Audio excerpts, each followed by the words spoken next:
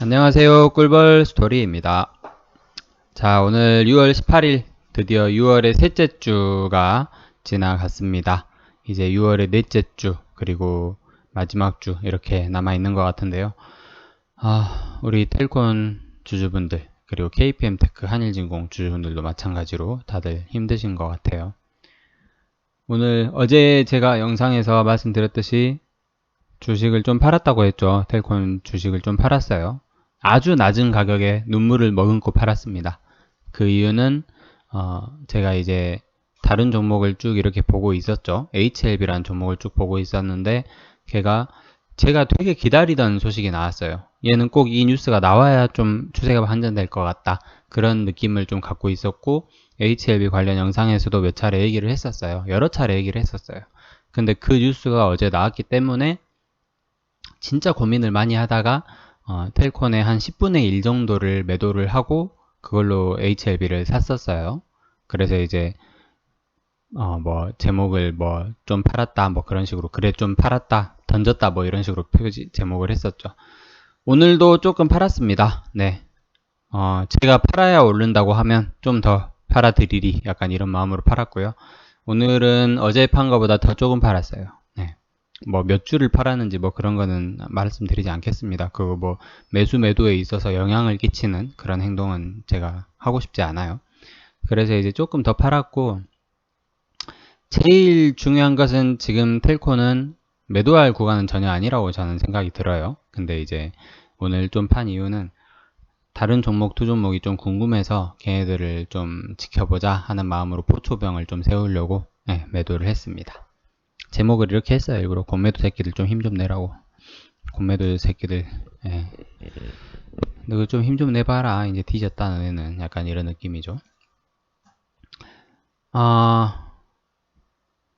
자주 느꼈던 건데 HLB랑 텔콘이랑 움직임이 되게 비슷해요. 항상 작년 한 7월 그때 작년 7월 말부터 제가 HLB를 보기 시작했거든요. 집중적으로. 근데 시세를 주는 기간 그리고 조정을 주는 기간 그런 것들이 너무 비슷해요.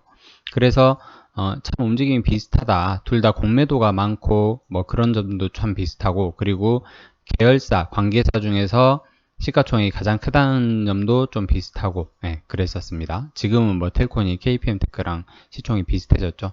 근데 원래는 이제 한때는 제일 큰 종목이었기 때문에 그래서 이제 참 비슷하다라고 생각을 하고 있었는데 HLB가 오늘 바로 출발을 했어요. 한 6.5% 정도로 상승으로 이렇게 장 마감을 지었고 장중에는 한 8% 가까이 상승을 했었어요. 근데 뭐 굳이 이거랑 비교를 하면서 보고 싶진 않은데 제 생각에도 HLB를 보면서 든 생각은 한번 차트 보시겠어요?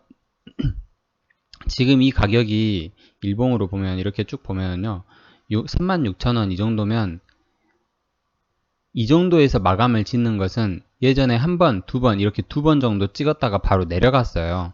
근데 이번에 만약에 다음 주에 이 가격을 유지를 하면서 이렇게 오른다고 하면 기존 주주분들한테는 엄청나게 고무적인 일입니다. 왜냐면 예전에 5만원대, 45,000에서 5만원대를 유지를 하다가 하한가를 맞았죠. 그 기억하고 싶지도 않은 사건인데 그 하한가를 맞고 나서 지금 이 무상증자 이슈로 이렇게 올랐다가 빠졌어요. 그래서 이 무상증자 이슈를 제외를 하면 간만에 얘가 다시 이렇게 예전 가격을 회복하기 위한 힘찬 발걸음을 시작했다라고 저는 좀 생각을 하고 싶거든요.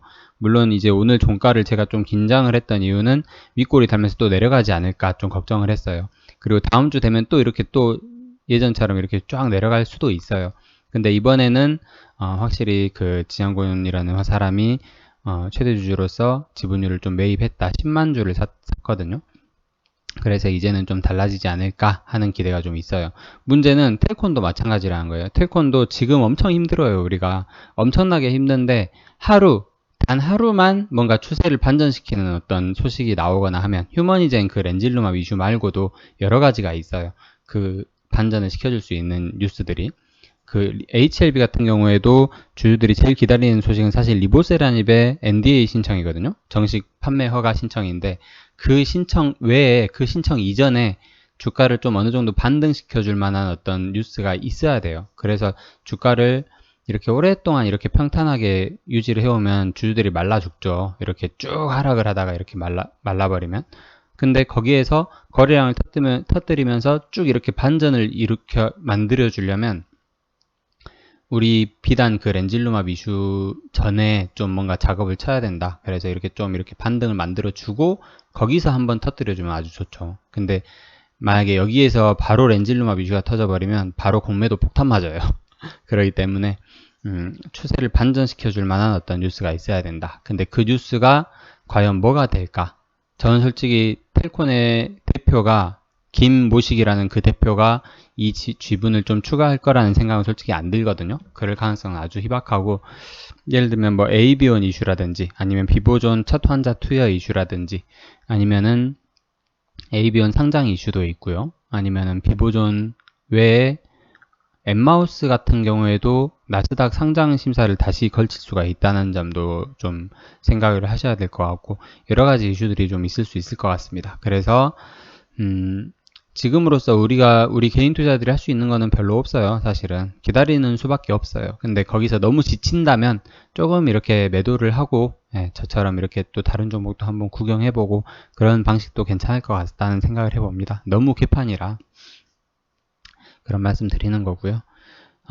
그래서 가장 중요한 것은 일단 이 정도 가격 5,000원에서 한 5,500원 정도는 유지를 해줘야 되는데, 그게 힘들어서 지금 4,500원대에서 왔다 갔다 하고 있으니 정말 속이 터지긴 합니다. 그래도 희망의 끈을 놓치지 않고 저는 계속 들고 가보려고 합니다. 여러분들한테 뭐 얼마나 힘이 될 영상인지는 모르겠는데, 그래도 약간 몇몇 분들은 되게 이렇게 제 영상을 좋아하시는 분들이 계시더라고요. KPM 테크도 마찬가지예요. 사실 뭐 KPM 테크, 텔콘, 한일진공 다 비슷한 상황이어가지고 뭐 별다른 말씀 따로따로 이렇게 종목별로 얘기를 드릴 만한 게 없습니다.